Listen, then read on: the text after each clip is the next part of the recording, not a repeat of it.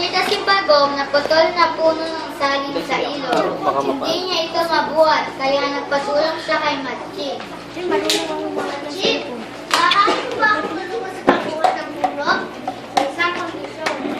Kukunin ko ang saging pero sa akin na bahagi itaas sa puno at sa iyo dapat ang bugat.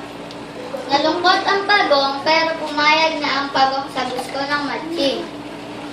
Nagkakatuwarot.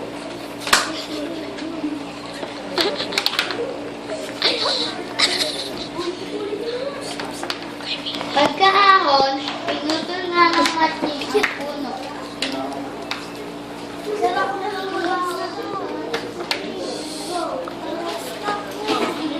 Nagbibilang.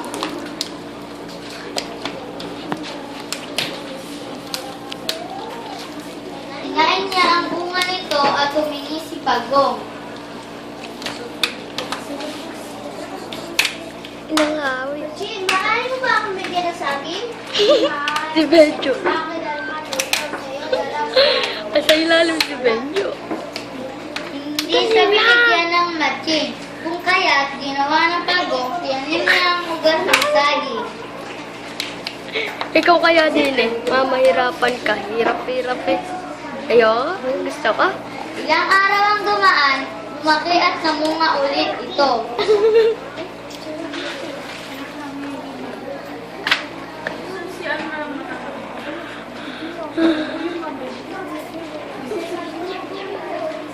Nung nakita ni Matching na umalis si Bagong, agad-agad niyang inakyat ang puno.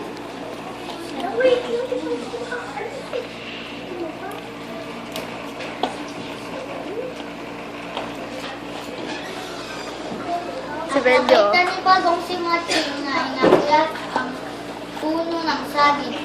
Kaya't napilitan Tumatabig siya yan eh. tinig Sabi niya, ang katawan ng puno at nagtago sa baon ng niyog.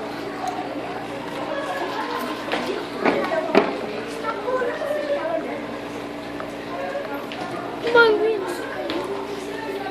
Papunta doon. At inik si Matching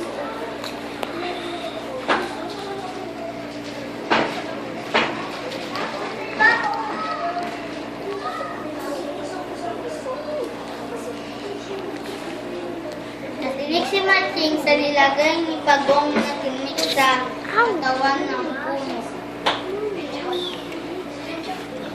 At hinanap na si Bagong.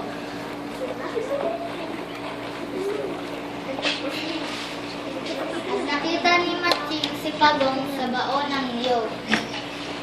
Dinig-dinig kita ng puno. Para sige. Para dumami ang kapi. Ay, hindi. Tatapon na lang kita. Ilog para doon ka mamatay sa tubig. Naku, huwag Matching. Hindi ako marunong lumangoy. Mamamatay ako doon. Huwag Matching. At dali-daling dinala ng Matching ang Bagong sa ilog. At doon niya ito ipinato.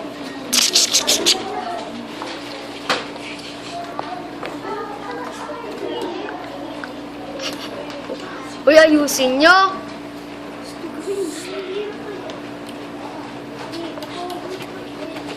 At di mo ba natatandaan, Matching? Dito ang aking tirahan. Ay, oo nga pala. At umalis si Bagong palayo kay Matching. Simula noon, natuto na si Matching na maisahan ng kaibigan. The end.